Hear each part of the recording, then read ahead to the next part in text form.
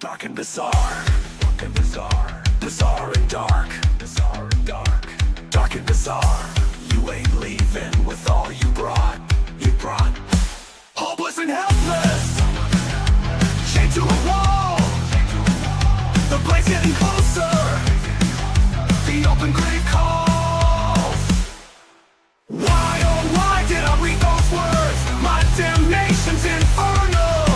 I thought Joe couldn't steal my soul, but horror springs eternal.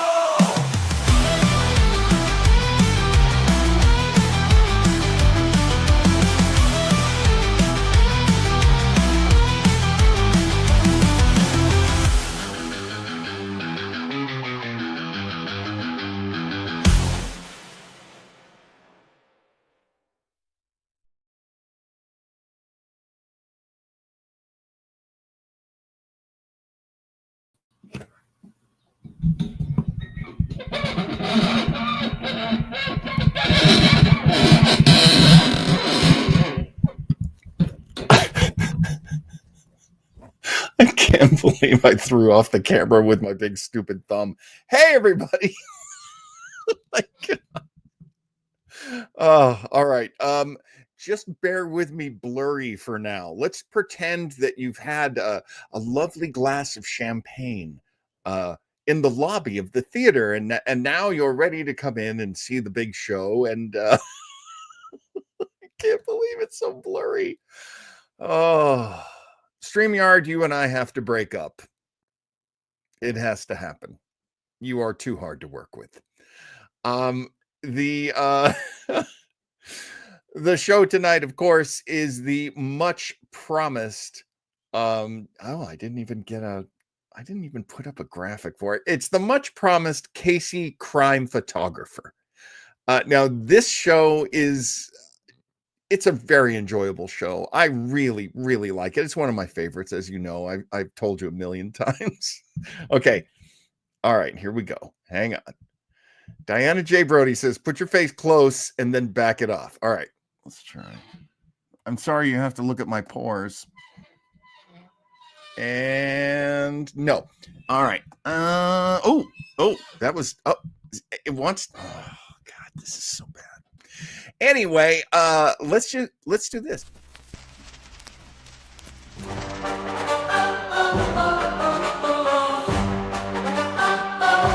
Mr. Weber's Web, oh mystery. Ah. Mr. Weber's Web, oh mystery. Oh, oh, oh. Mr. Weber's Web, oh mystery. Ah. Mr. Weber's Web, oh mystery. Ooh, ooh, ooh.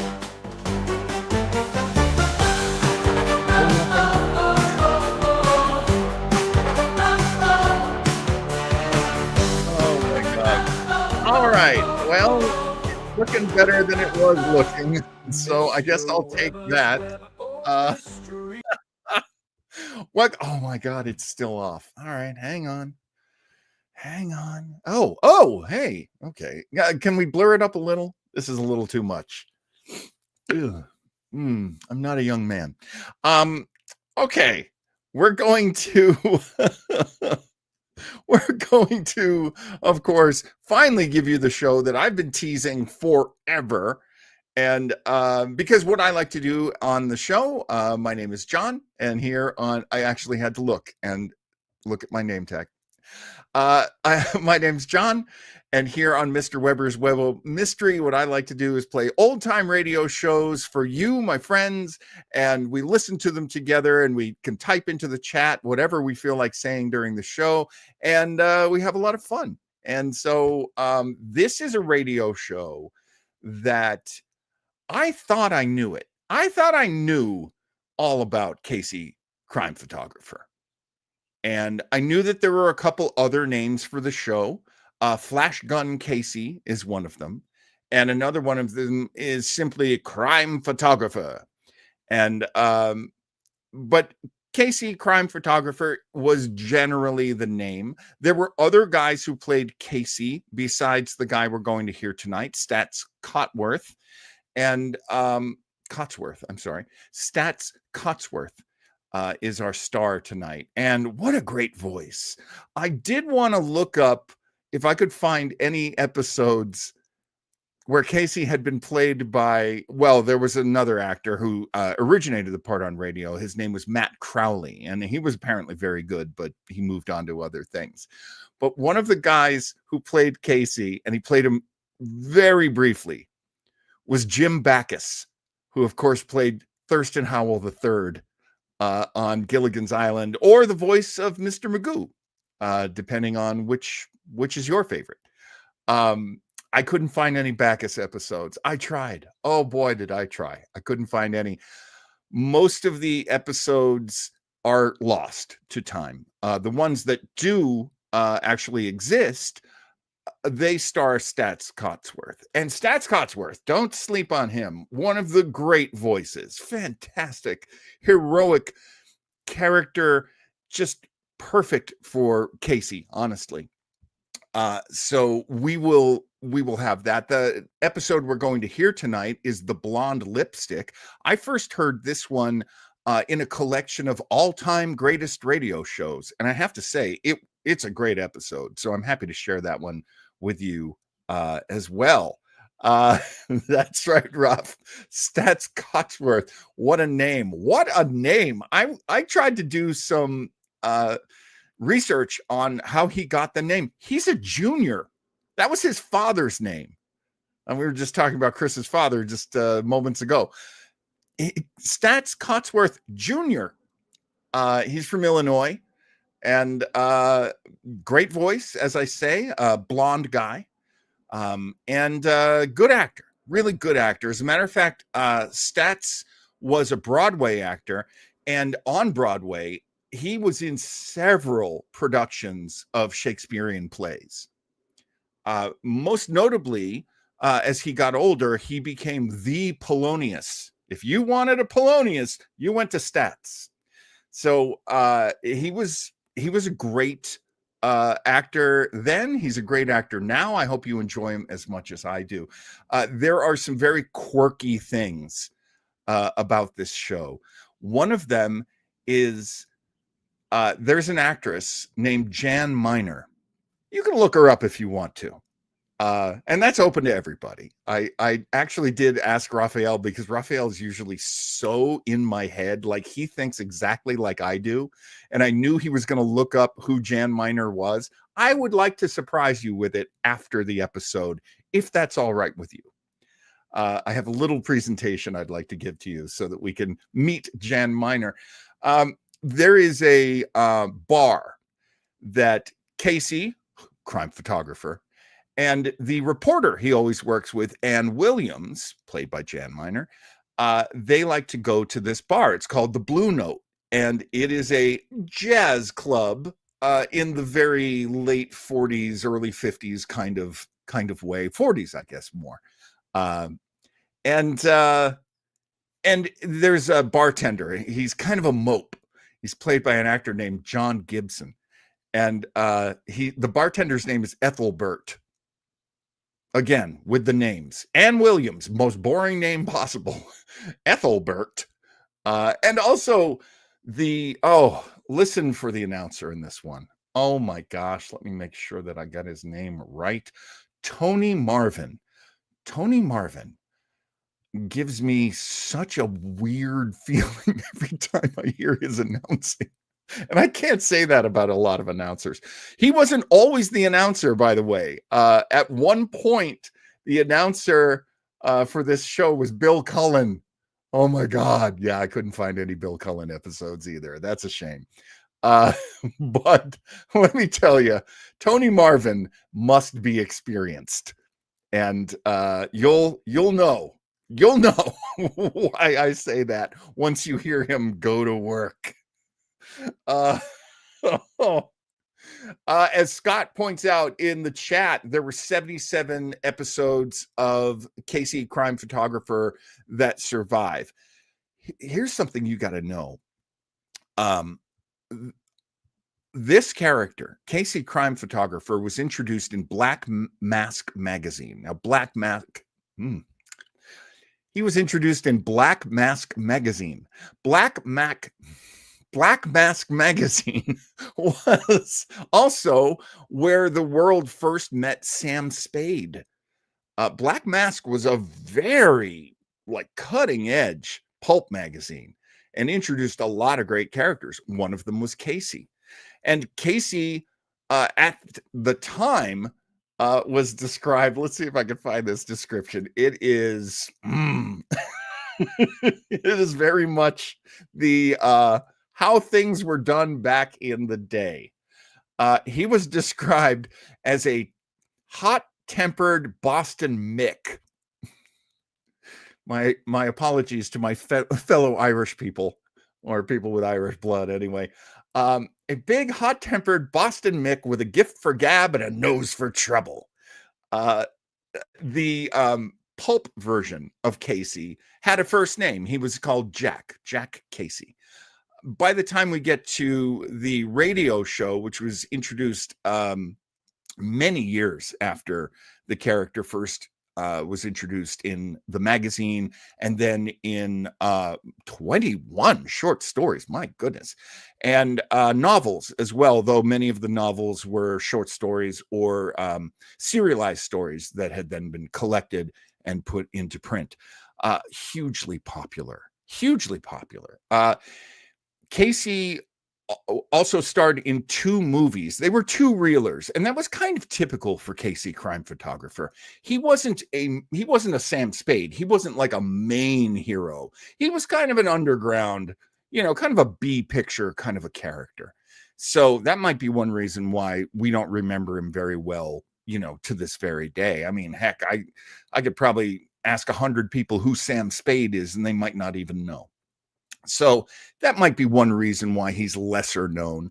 But in conjunction with the radio show, Marvel Comics, they were called Timely back at the time, had a Casey crime photographer comic book, and it was quite popular. It only ran for 1 year, but again, this was a character almost everybody knew. There was even a stage show of Casey crime photographer. This was a very, very popular character.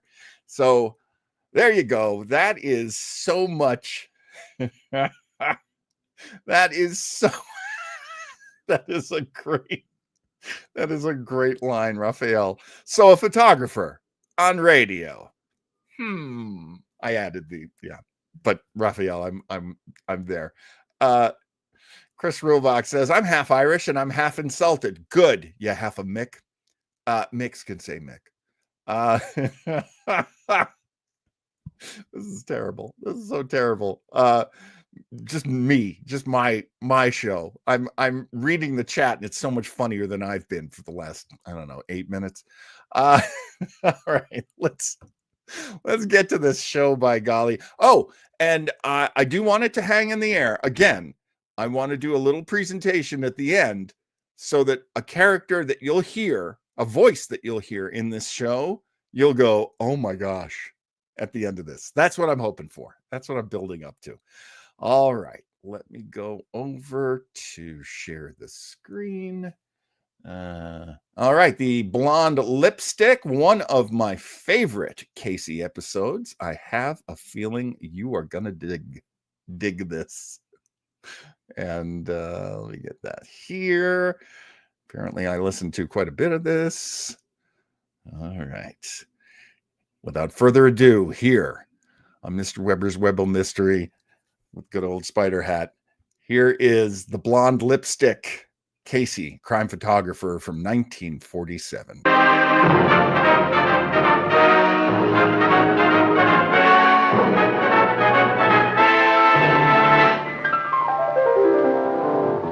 Hiya, Casey. What's a good word? Framus on the cranifran. Framus on the cranifran. Huh? Hey, what kind of talk is that? That's double talk. Huh, Tony? Well, I don't know anything about double talk, but I know good single talk when I hear it. What's good single talk? Well, straight facts like this. Anchor Hawking is the most famous name in glass.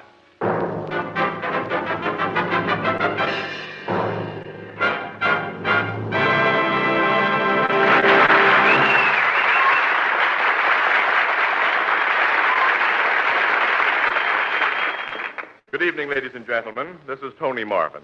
Every week at this time, the Anchor Hocking Glass Corporation of Lancaster, Ohio, and its more than 10,000 employees bring you another adventure of Casey, crime photographer, ace cameraman who covers the crime news of a great city. Our adventure for tonight, the Blonde Lipstick.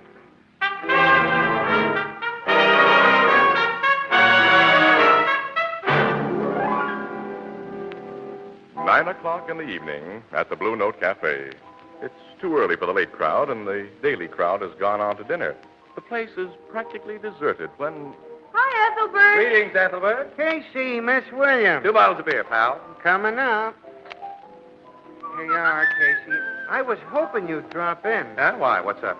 Well, there was a dame looking for you. A dame? Who was she? I don't know her name because she didn't mention it, but she really wasn't no dame. She was class. Class of 1898. Oh, no, Miss Williams, she was young. And when I say a girl has class, I mean she had... Well, it's not what she had, it's the way she used it. You know, class. I take it, Ethelbert, she was good looking. Yeah. What'd she want with me?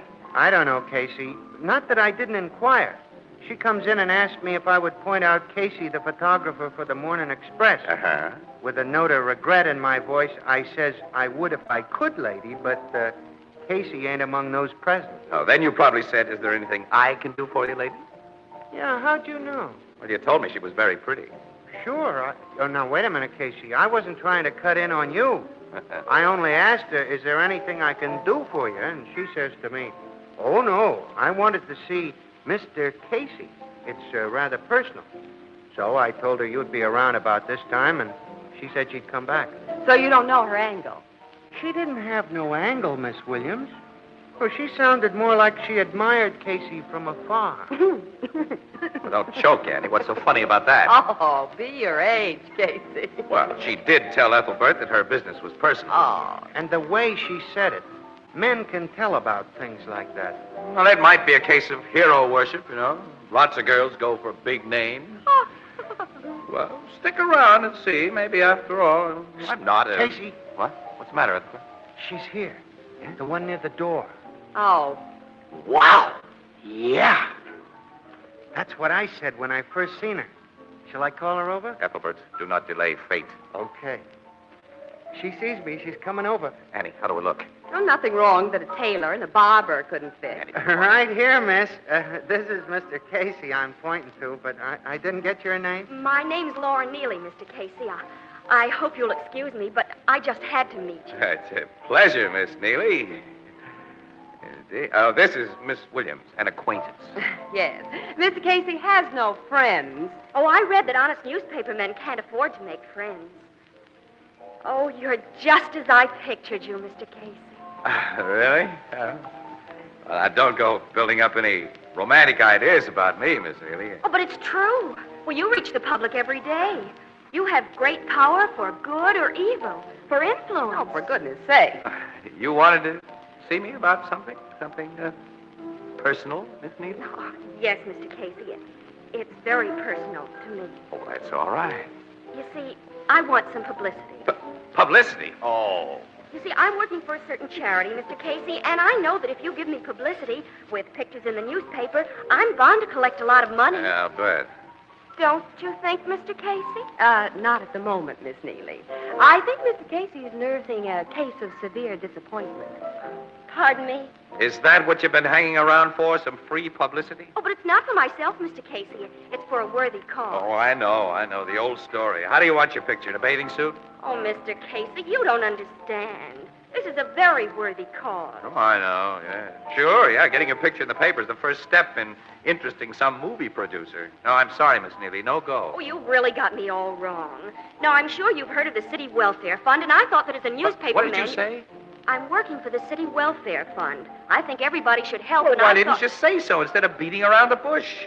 You mean you'll help? Well, I'll be glad to help with the City Welfare Fund anytime. Oh. But every newspaper's collecting for the fund. What's your special angle? Well, you know how people are, Mr. Casey. They intend to send a contribution, but they just never get around to it. But I call on them after work, and they're glad to give. Would you give all your time to collecting? Oh, as much as I can. You see, I work for the Stevens Electrical Company. Uh-huh. After work, I visit people evenings. That's not a bad angle, you know? Look, I'll do a series of shots of you getting donations from prominent people. Annie, look, how does this strike you? I'll snap Laura getting a donation from Logan behind his desk at police headquarters. I'm filled with enthusiasm at the novel. Good, we'll start right here and now. Come on, Ethelbert, kick in.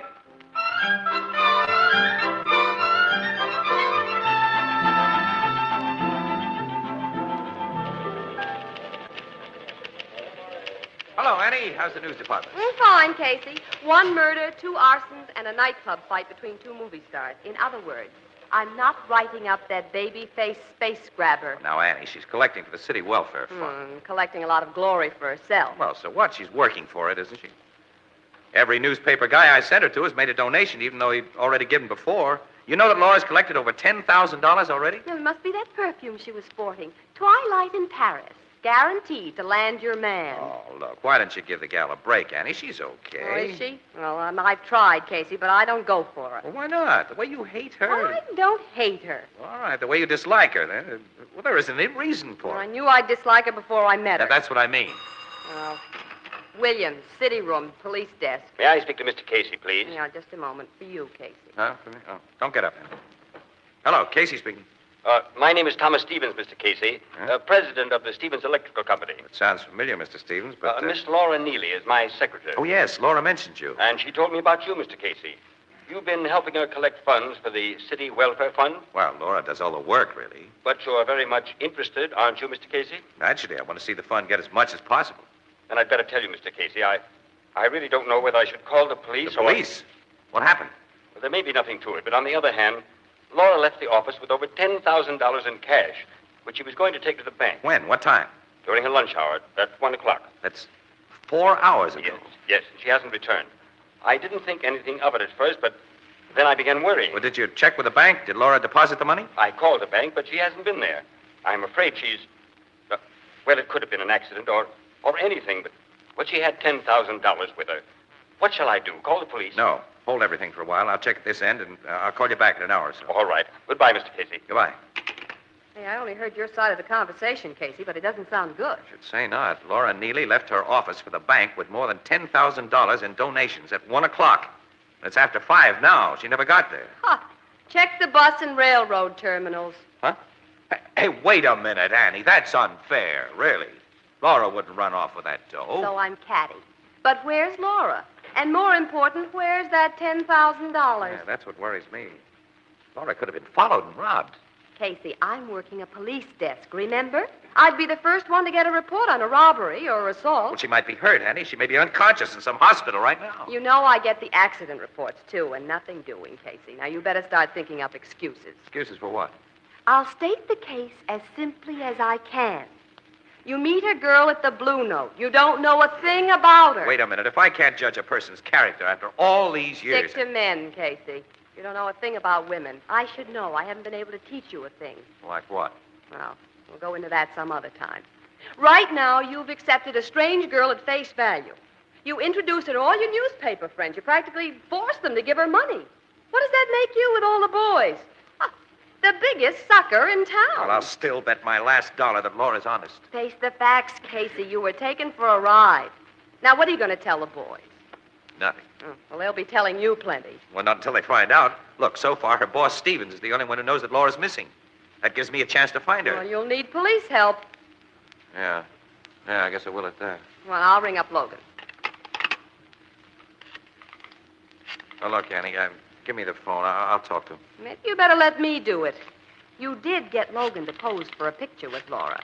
And it won't look very well when the story breaks. I'll take my own medicine if I have to. Still not sold on the idea that Laura ran out, though. Hello, police headquarters. Hello, Logan. This is Casey. Now listen carefully and save your comments until I'm through. Laura Neely has disappeared with over $10,000 she collected.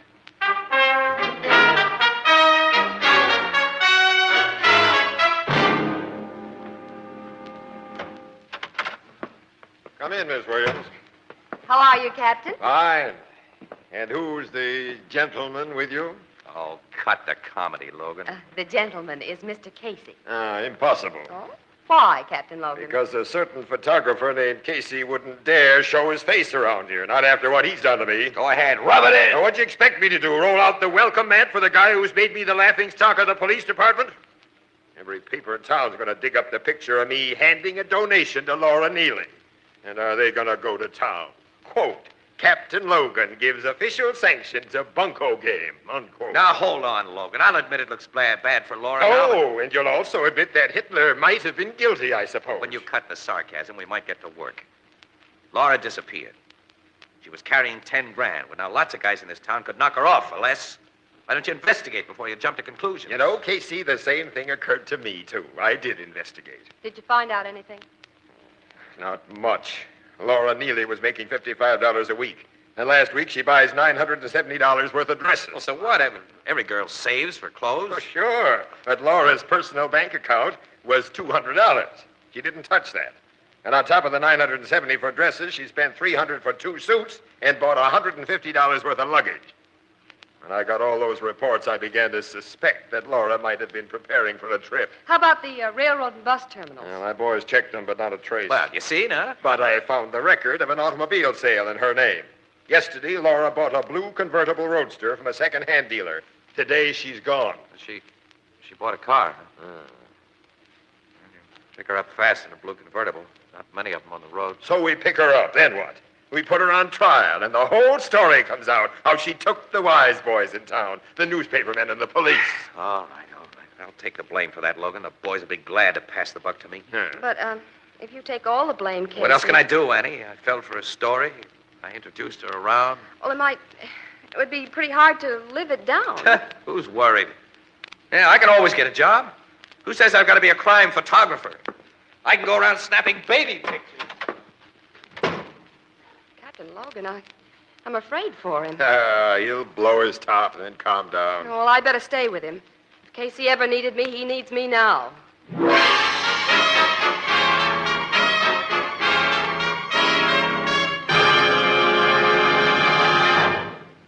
Our story will continue in just a moment.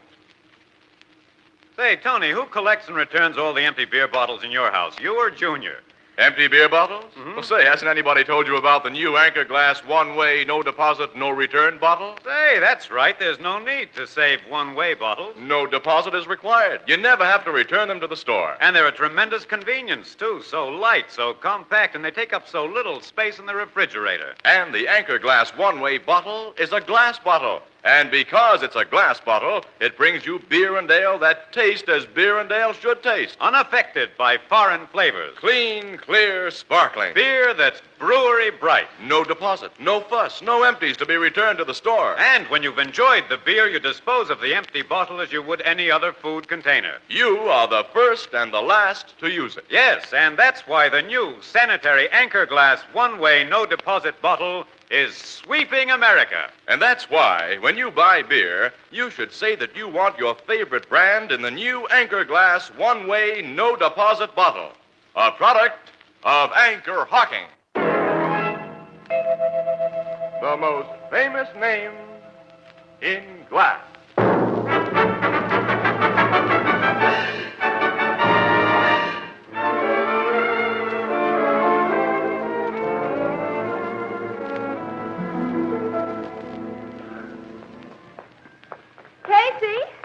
Casey, wait. Sorry, I'm in a hurry, Ann. Oh, now, Casey, I'm going with you. Why should you? Well, I've helped before. I don't need any help. I'm sorry, Annie. What are friends for? Thanks, kid. Wasn't I always? Sure. Thanks, Casey. Now, what are we going to do? Gotta find that blonde. Well, the police will pick her up. Oh, sure they will. Sure. But I've got to get to her first, Annie. If this story ever gets in the papers... Well, what can you do? Well, the way I figure is, if Laura was getting ready to leave town, she might have dropped some hint to somebody. Well, she doesn't have any family that we know of. Her boss was probably closer to her than anybody else. At least he may have a lead to girlfriends or boyfriends. I'm going to call on Thomas Stevens right now.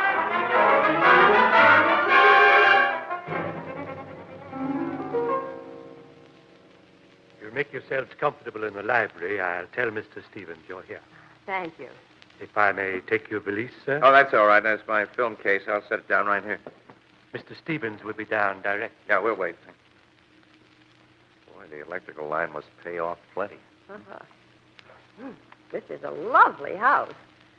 Oh, an original painting by Van Houten. Oh, good evening. Do you like my wife's Oh, portrait? good evening, Mr. Stevens. Your wife is a beautiful woman. Oh, thank you. She's out of town right now, Miss... Oh, I'm sorry. I'm Miss Williams, and this is Mr. Casey. Oh, yes, I spoke to you on the phone, Mr. Casey. Yes. Do you have any news of Laura? Yes, bad news. You mean Laura's hurt? No. Laura has run away with the money she collected for the city welfare fund. Oh, it's impossible. I don't believe Well, it. they had a pretty hard time convincing me, too, but I can't argue about it anymore. Police found that Laura bought a flock of new clothes and luggage in a car, and then she disappeared. She did. And I... You what? I donated $300 to her fund myself. Huh? You're in good, smart company, Mr. Stevens. Quite a few people like to catch up with Laura. And I'd like your help. Well, what can I do? Well, answer some questions, if you will. You see, the way we figure, Laura was with you during her working day, and she might have dropped a hint as to where she was going. Nothing that I can remember, Mr. Casey. Oh, did she ever say she wished you were in California, we'll say, or Florida, or someplace? Well, no, as a matter of fact, I know very little about her. And there isn't anything you remember that could give us some lead. I'm afraid not, much as I'd like to. Well, I'm sorry to bother you, Mr. Stevens. Well, if I think of anything, I'll call you, Mr. Casey. Yeah, thanks. You can reach me at the newspaper office. Or perhaps the police will catch her. Maybe. Yeah, but by that time, Laura Neely would have run through the money for the welfare fund. Shall we go, Annie?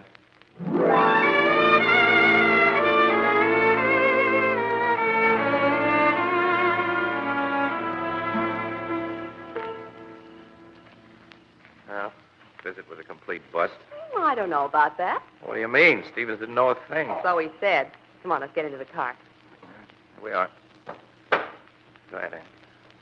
Okay. Now, will you please tell me why you think Stevens knows something? Casey, I've got something I want to show you. Switch on the dashboard light. Huh? All right, here it is. Now, what do you think of this? Well, what it? Oh, a tube of lipstick. Well, look closer. Well, let's see it. All right, I still think it's lipstick. Of course, but it's strawberry lipstick. Get it? Strawberry, huckleberry, raspberry. What difference does it make? Oh, none to a man, I guess. But this is the lightest shade of lipstick made. It's used by very blonde women. Keep talking. You remember when I sat down on the couch? Well, I found this lipstick between the cushions. That shows that Laura was in Stevens' library recently. Annie, you got Laura on the brain since you met her. This lipstick could belong to any blonde woman. It might even be Mrs. Stevens. Didn't you notice that portrait of Stevens' wife? She's a brunette. Her shade would be deep red or purple. True enough, but Mrs. Stevens might have dozens of blonde friends. Stevens said his wife was out of town, didn't he? Well, none of her friends would come around when she's gone. I still can't see it, though, Annie. All right, let's say for the sake of argument that I agree that Laura was in Stevens' library. She was. All right, does that make any sense? What would she be doing there? Oh, she might be in love with Stevens. In love with... Well, all right. Well, let's see now. Suppose he were planning to run out with Laura. So what does he do? He lets Laura steal the 10 grand which she collected for the welfare fund? Think, Annie. Stevens is a very rich man. $10,000 doesn't mean very much to him. Why would he let Laura take the money and get the police after them? Well, when you put it that way. Well, sure, those are the facts. Stevens is no dope. How do you get around that? Oh, I don't know, but I do know that this is Laura's lipstick. How? What are your reasons? When something is true, you don't need reasons. Oh. And I know this is Laura's lipstick. And if we could get back into Stevens' home, I'll bet that you'd find more clues that she was there. What am I supposed to do? Tell Stevens that I think he's harboring Laura and search the house, or shall I pull a gag about reading the gas meter? All right, get sarcastic if you want to. But I'd get into that house if I wanted to find Laura. Well, we could wait till Stevens left the house. Then I could walk in and tell the butler I left my film case behind. Yeah, that's it. That'll give us a chance to examine the library again. Well, okay, Annie. But I'm doing this for one reason. Oh? What reason? Your intuition was right once about Laura. And even if it's 1,000,000 to 1 against you being right again, I'm not leaving myself open.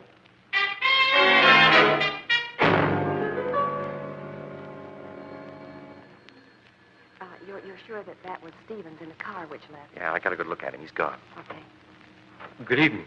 Oh, I'm sorry, Mr. Casey, but Mr. Stevens left the house shortly after you did. Oh, well, that's all right. I didn't come back to see Mr. Stevens. You see, I missed my film case, and I think I left it here. Film case? Yes, that square leather case with a leather strap that you wanted to take. Oh, yes, I remember, sir. Will you come in? Yeah, thank you. After you, Annie. Yes. You must have left the film case in the library, sir. I'll look. I'll just come along, pick it up. Here's the library, sir. Do you remember where you put it? Well, it's too big to miss. It might be on the other side of the couch. No, it's not here. Do you remember what I did with it, Annie? Well, you might have shoved it under the couch. No. No, it isn't there. Hey, what's that over there? Hmm? Wasn't here before. Oh, no, that's too big. That's Mr. Stevens' overnight bag, sir. Oh. But I placed it there after you left. Oh, I see. Could anybody have picked up the film case after I left? Well, it's hardly possible, sir, but I'll ask the maid if you wish. Yes, thank you very much. I'd appreciate it if you I'll would. only be a few moments, sir. Take as long as you want. Well, Annie, did you find anything more? Yep. Come here, Casey. What? Near the couch. What do you mean? I don't see anything. Now. Huh? You mean the perfume? Yeah. And it's strongest near the couch. Laura sat here recently. Some more intuition, Annie, or some logical reason this time. Look, I'm sure, Casey. It's faint, but I'm sure it's twilight in Paris, Laura's perfume. I'm sure she was here. Just might fit in at that, Annie. Annie, I'll tell you what I'm going to do. What? Well, first I'll take you home. Then I've got to prepare a speech to make to a tough guy. And then I got to buy a can of paint.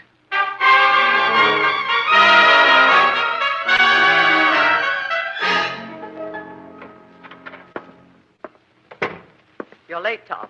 I had to be careful driving up here, Paula. Where's Laura? In the cabin. Did she give you any trouble? Everything went like we planned. She came to the house with some papers from you, and I offered her a drink. That stuff you put in the liquor kept her out cold. And nobody could possibly have seen you put her in the car? Nobody. All the servants had the day off. Fine. All your friends, Paula. I must have told 1,000,000 people that my wife is out of town for a few days. This summer cabin of ours is certainly out of town. Where's the blue convertible roadster you drove up? In back of the fence, naturally. It can't be seen from the road. Every policeman in the state is looking for that car. Tom, how did it go in the city? Did the police accept the fact that Laura bought the car and the clothes with the welfare fund money? They swallowed it hook, line, and sinker. The blonde wig was an inspiration, Paula. Buying stuff in Laura's name wouldn't have been enough if you didn't fill her general description. So they accepted the story exactly as we built it up. Yes, I have from that newspaper photographer, Casey, that the police are convinced it was Laura who bought the car and the clothes with the fund money. Good. And now when Laura is found dead... Paula, we have to kill the girl. After all, it's not her fault that I carelessly left my second set of books on the desk. What difference whether it's her fault or not? She did see the books, and she does know that you didn't pay nearly $1 million income tax. I wish I hadn't listened to you, Paula. Don't be a fool, Tom. They'll send you to jail, and think of me. But to kill. Look, Paula, that's murder. Tom, we can't take chances. If you had to pay fines on the $1 million you held out, we'd be ruined. And you'd go to jail. Oh, no, Tom, I couldn't stand the disgrace. Well, I don't like it, Are Paula. you falling for her baby face, too? Well, I'll take care of her. I've got too much to lose if... Tom, what's that? All right, put up your hands, both of you. Tom! Sergeant Hahn, State Police. Keep them covered, boys. Look in the back room. A guy named Casey said we'd find a beautiful blonde around here.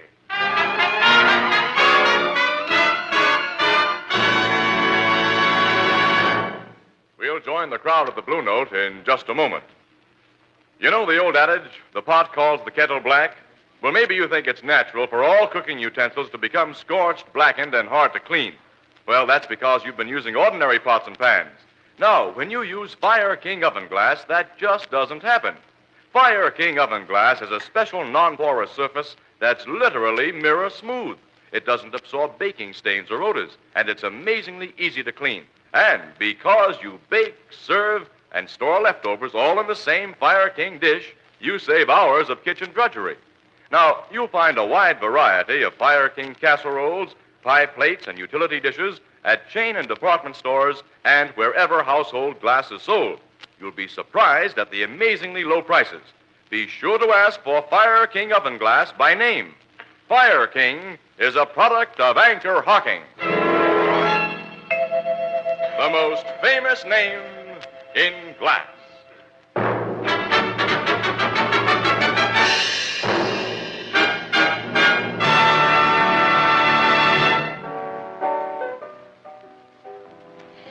Casey, I'm just about to bust with curiosity. Yeah, me too. Goodness, Annie, doesn't your feminine intuition supply the answers? All right. So I was wrong about Laura. I know that Mr. and Mrs. Stevens are under arrest, and that Laura is coming back with the money for the city welfare fund. Casey, Miss Williams, Here comes Laura now. Oh, Mr. Casey, you saved my life. You got the police to Stephen's cabin just in time. Well, I could kiss you. Well. I was just getting ready to like you. Oh, I'm so excited. I don't know what I'm saying, Miss Williams.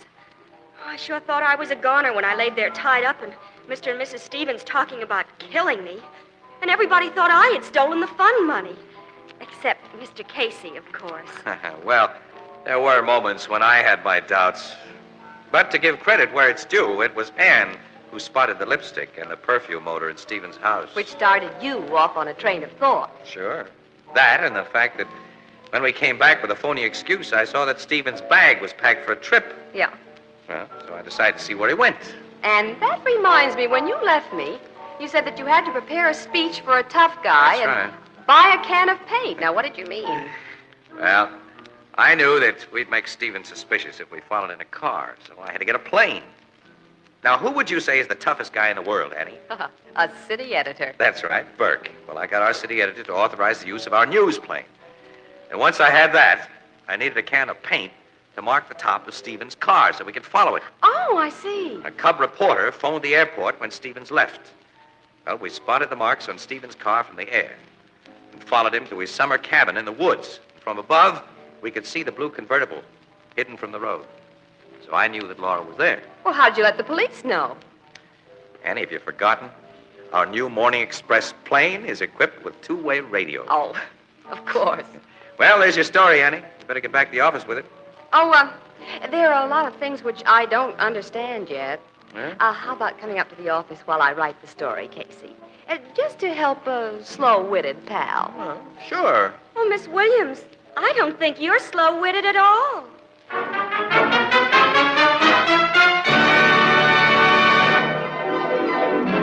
Crime Photographer, starring Stotts Cotsworth as Casey, is brought to you each Thursday by the Anchor Hocking Glass Corporation, makers of Fire King Oven Glass, Anchor Glass Containers, Anchor Caps and Closures. All products of Anchor Hocking, the most famous name in glass.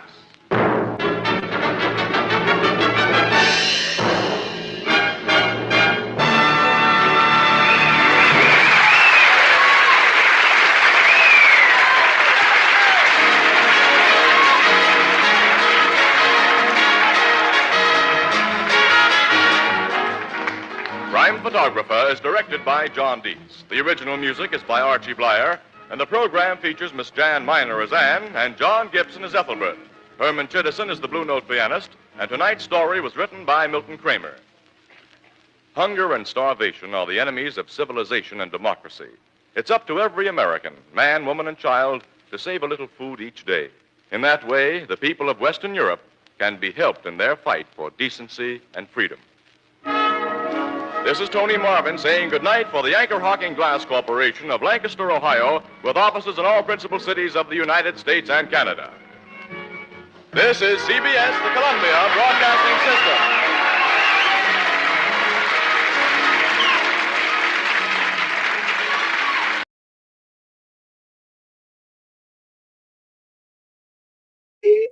And we're back. Well, there you go. Stotts. That's how you say it. Stotts, as if it's just an O. Stotts Cotsworth. Yeah, lots of you know, and I must agree, Mr. Townsell. Tony Marvin is a great announcer. He reminds me of like a Don Pardo. You know, there's a very put on voice there, but he does a ton of work. He really sounds great. I just always love that they make him act in the beginning of the episodes, and he's terrible at that, but it's fun and it sets a really fun tone for the show. And I really love this from Diana J. Brody. That was my favorite thing with a guy named Stotts in it. Yes, I agree. I agree. Scott Freese says, I'll wait until Townsell explains the plot in the beats. Which Joe Townsell is very good at doing, which he does on Retro Trekkers. And Chris says, as an ex-DJ, that's known as a jock voice. Yeah, I agree. Our good friend Tony Marvin has a bit of a jock voice. The old Gary Owens pose. Yes, that's right. And so much fun. So who is the woman who plays Ann Williams? Who is Jan Miner? I've got some, of course, it was a very popular show, as I say. CBS loved this show. They kept it on the air as long as they could. There were many sponsors that came and went. It wasn't always Anchor Hawking. Sometimes it was Tony's Home Permanence. Sometimes it was a sustaining show. It had no, it was paid for by the network. It had no sponsor. They loved this show, and it was a really well put together show, as you guys have said in the chat. Good music, good sound effects, really hot live audience. But who is Jan Miner?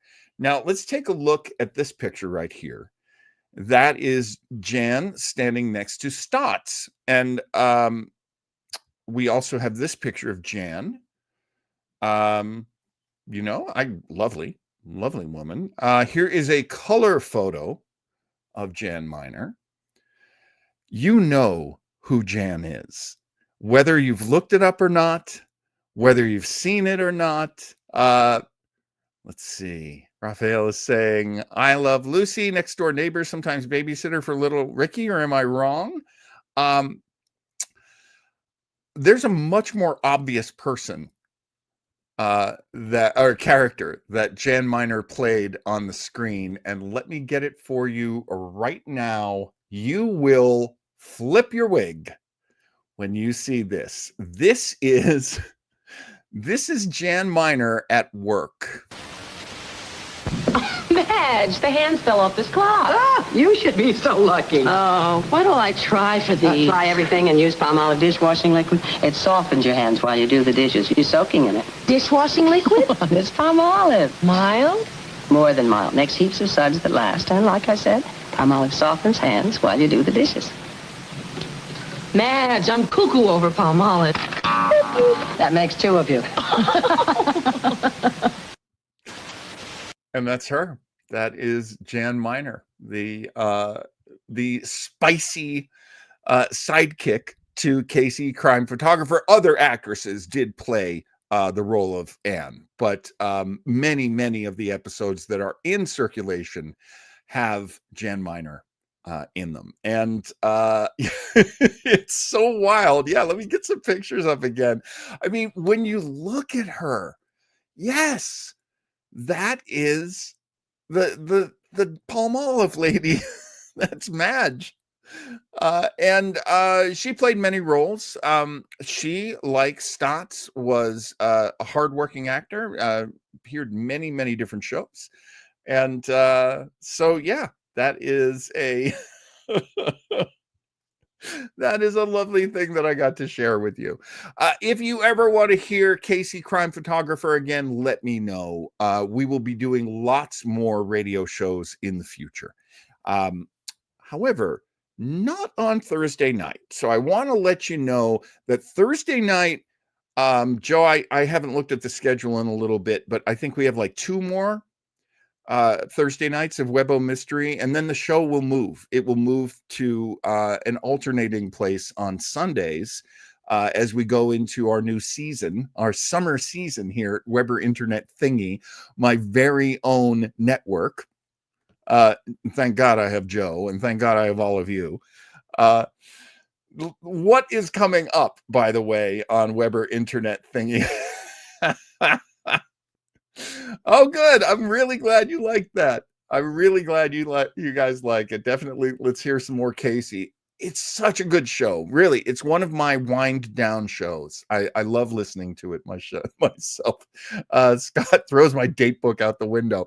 I will have a new schedule soon that I can announce, that I will share with you. Joe has made it for me because, let's face it, he's the smart one. Yeah, and I'm really sorry about that. Raphael says, just when I get used to the schedule, he changes it. Well, we're still going Sunday, Tuesdays, and Thursday nights. That has not changed. But which show on which night, that will change. And you'll see why. There are very good reasons why.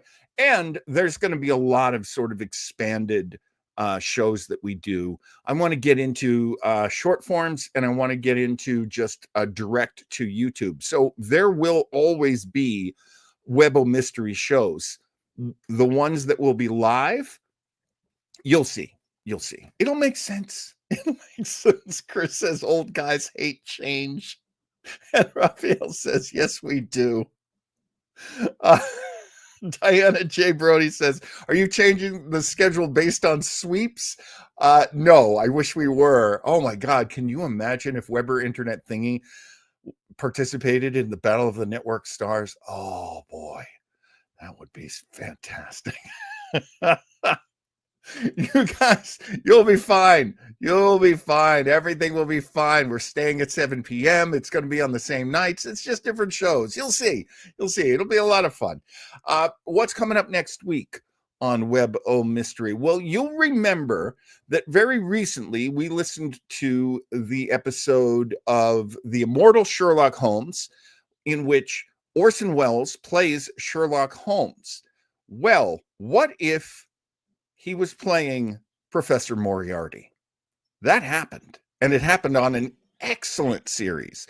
The John Gielgud as Sherlock, Ralph Richardson as Dr. Watson, that series from the 50s, it was done for English radio, it was done for the BBC. That series was recording at a time when Orson Welles lived in Europe and was pretty much doing a lot of work in Europe. So they said, we need a really evil, really genius Professor Moriarty, and Orson Welles is just a train ride away. So we will listen to The Final Problem. Oh my God, tell me I got that right. Final Solution? Ugh! We'll be listening to the episode of Sherlock Holmes where he goes nose to nose, mano a mano with Professor Moriarty. And that character is played by the inimitable, the fantastic, the wonderful Orson Welles. It will be a clinic. Great actors doing a great story in a great series. It's going to be fantastic. So that will be next Thursday night. Be sure to join us for that. And I'm so glad you guys are getting excited about that.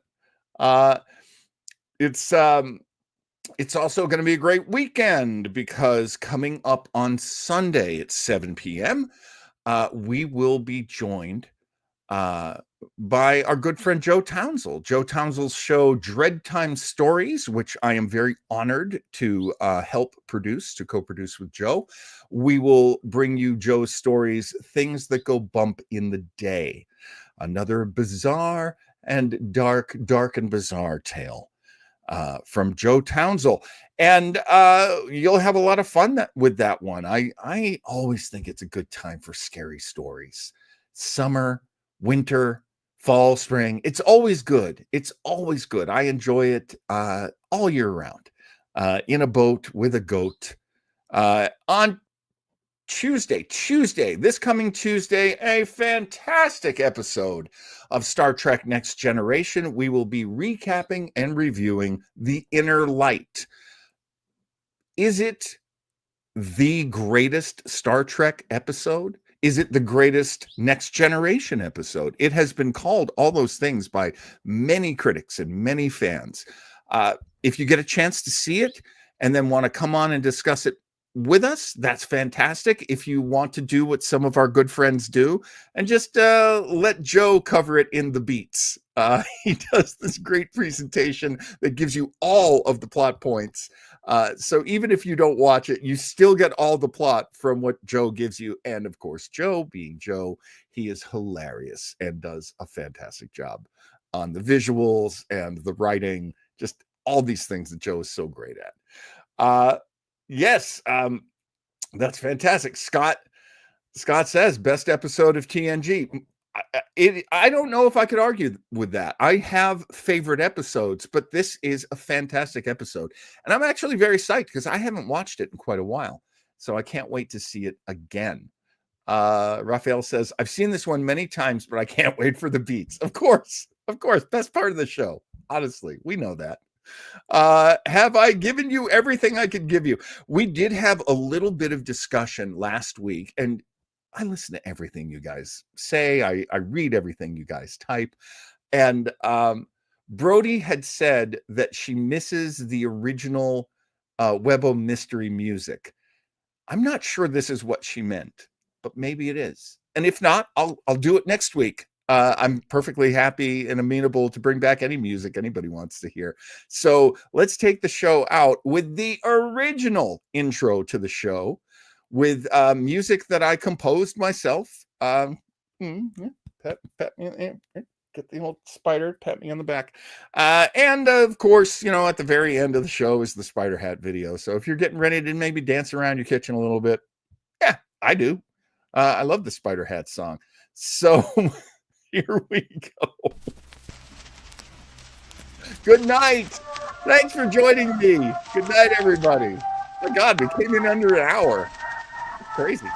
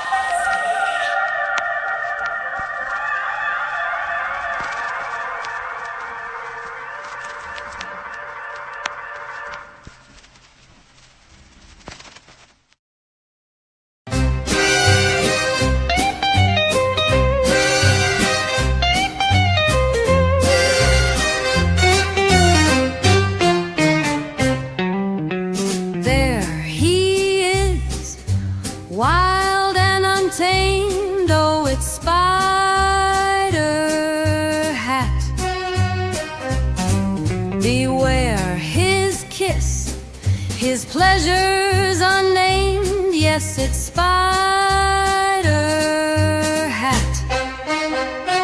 Sitting so pretty, way up on John's head. One move of his big spider arms, and brother, you're dead. Oh, Spider Hat, yes, it's Spider Hat. You can't escape his wrath. You're on his evil path. He's on you. His name is Spider.